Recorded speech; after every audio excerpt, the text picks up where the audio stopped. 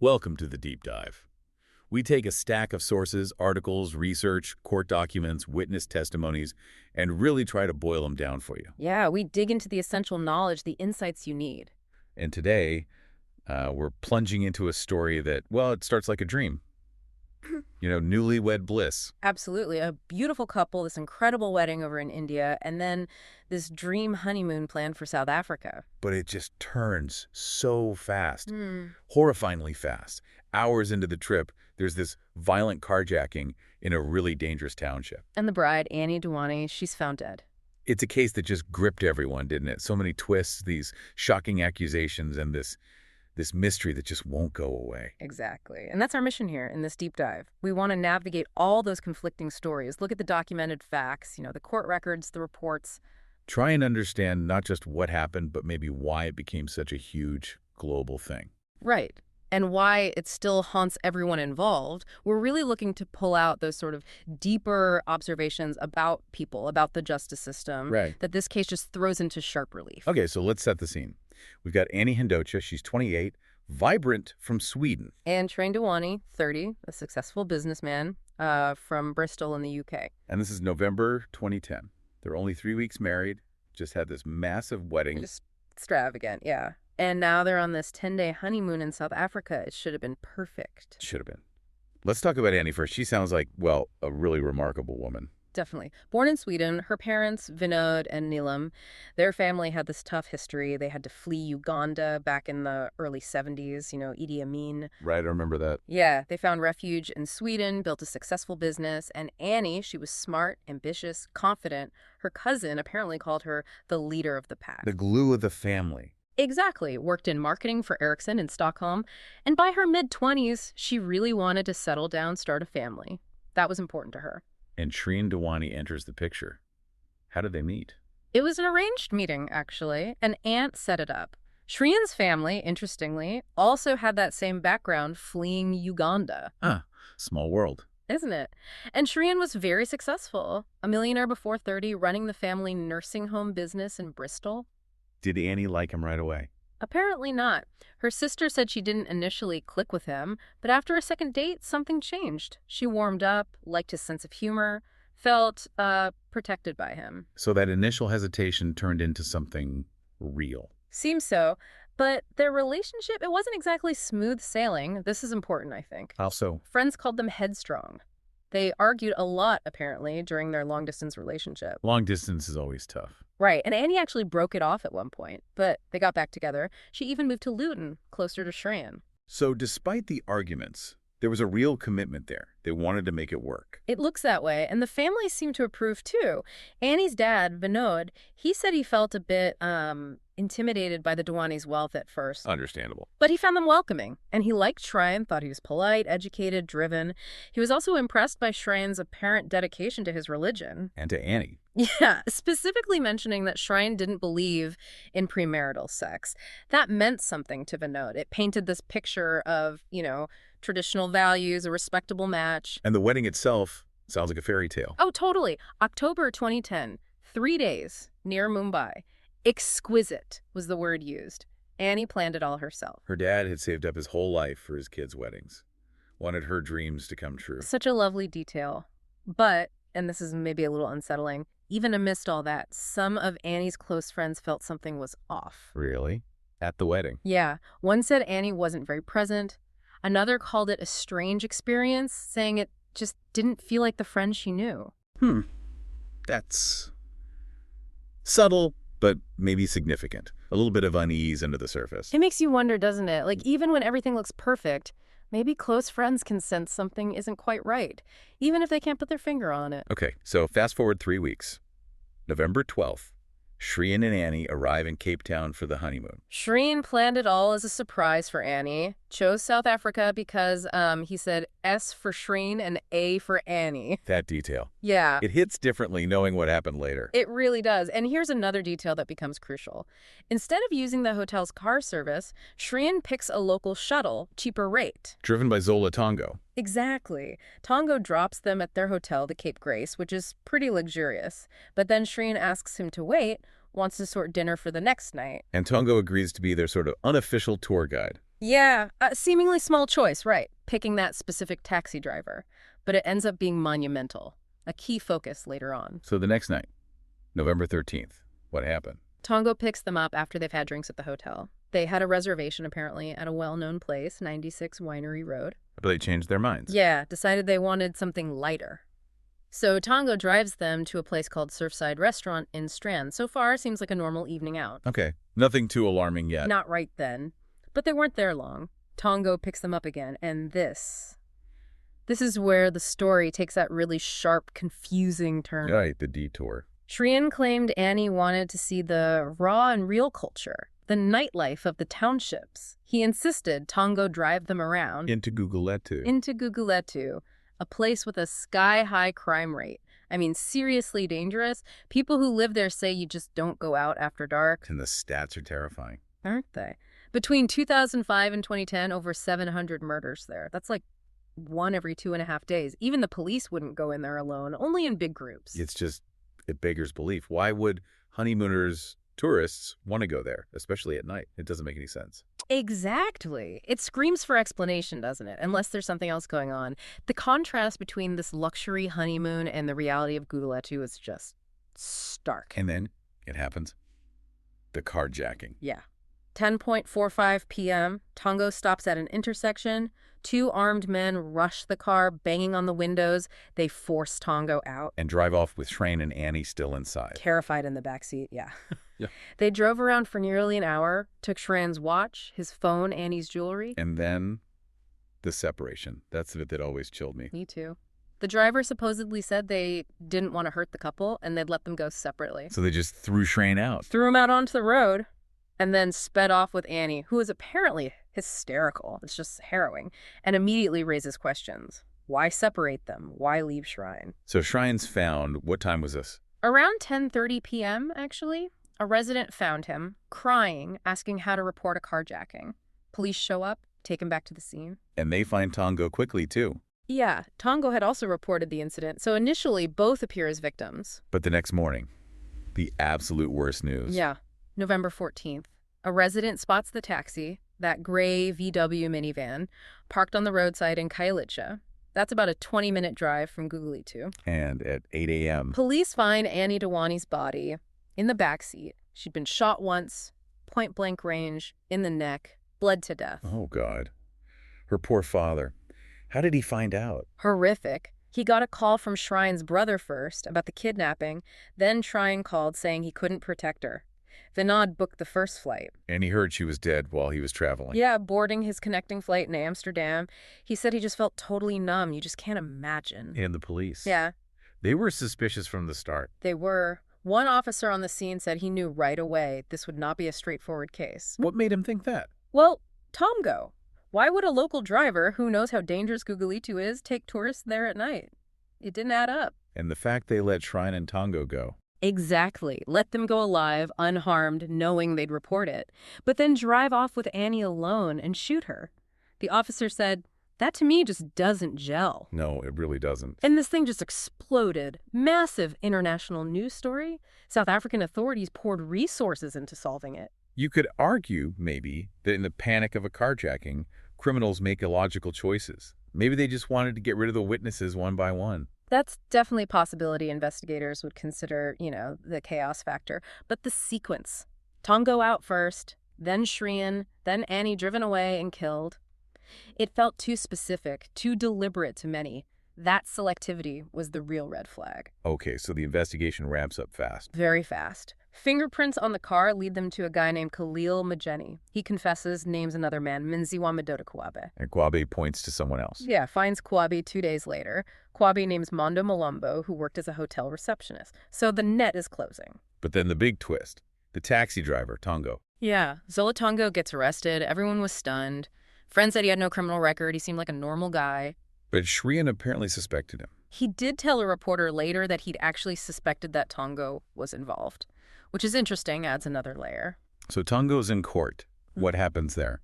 It's really dramatic. He's brought in, face hidden under a sheet, and they announce he's taking a plea bargain.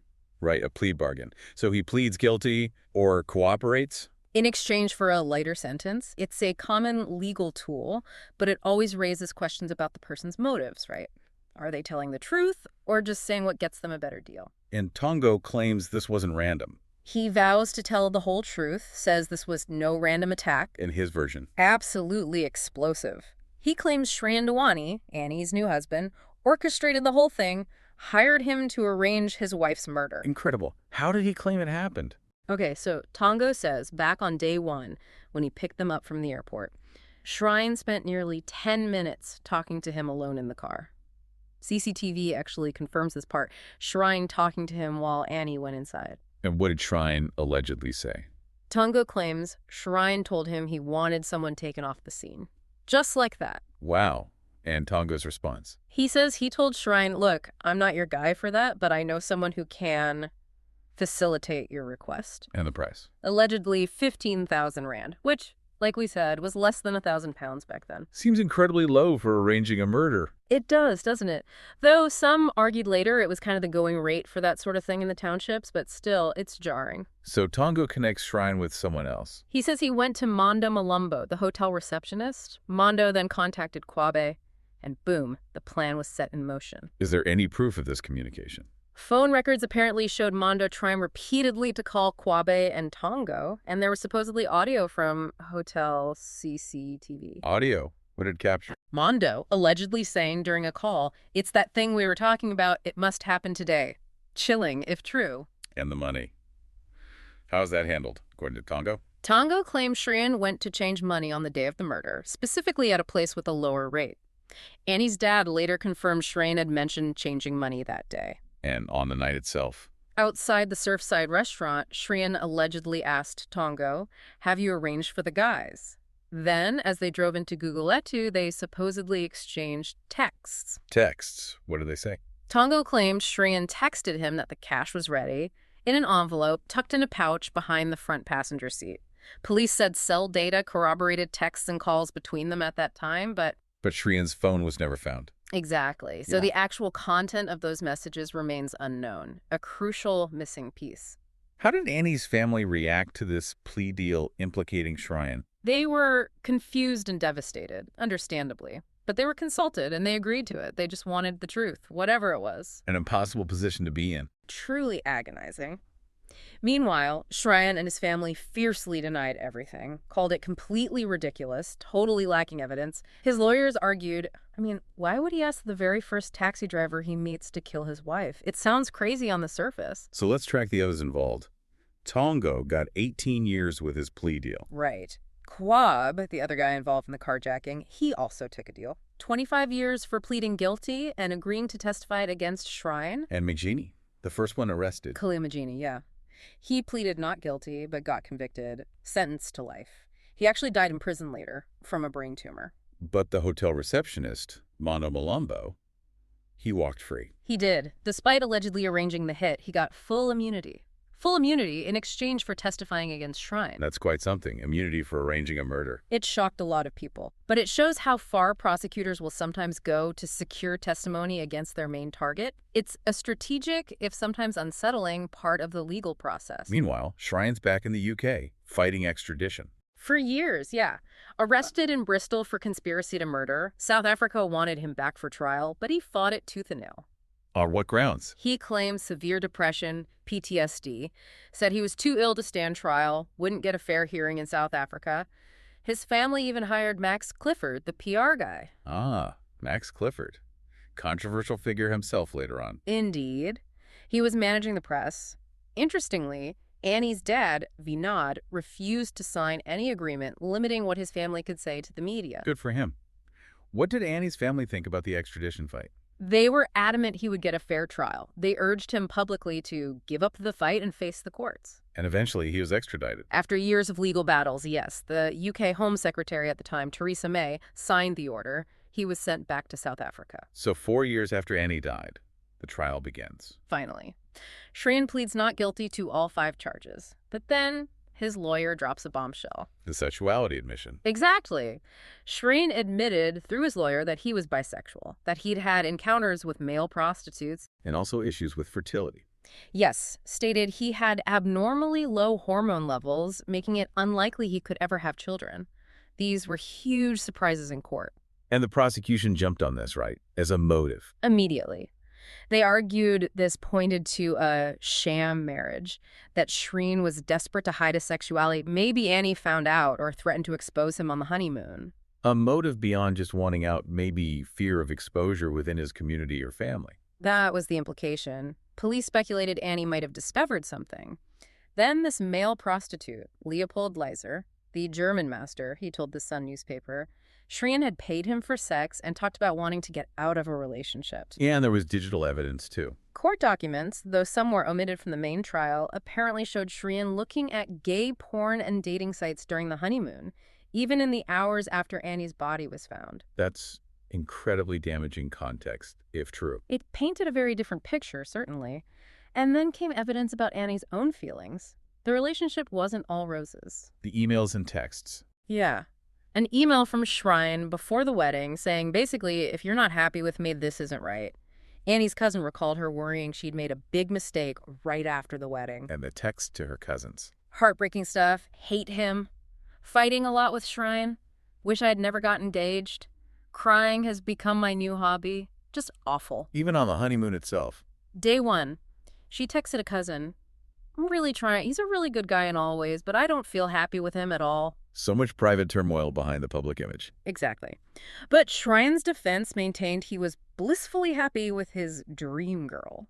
His lawyer asked, why would I want to kill her? Pointing to footage of Shrien crying as contradicting the state's cold-blooded killer narrative. And some argued Anni's doubts were just normal pre-wedding jitters or stress. That was the counter-argument. Normal couple stuff may be amplified by wedding pressure, but then the judge made a crucial ruling on the sexuality evidence. She ruled it inadmissible for the main trial. Judge Jeanette Traverso listened to it all, but decided it wasn't directly relevant to proving the conspiracy to murder. So it might show motive for wanting out, but not necessarily motive to kill. That seems to be the legal reasoning. Proving someone is bisexual doesn't prove they arranged a murder.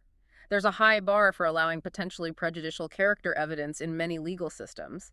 It definitely weakened the prosecution's narrative about why he might have done it. A huge blow for the prosecution, especially since their case relied so heavily on Tongo. Absolutely. And Tongo's credibility started to unravel under cross-examination. How so? His story began changing.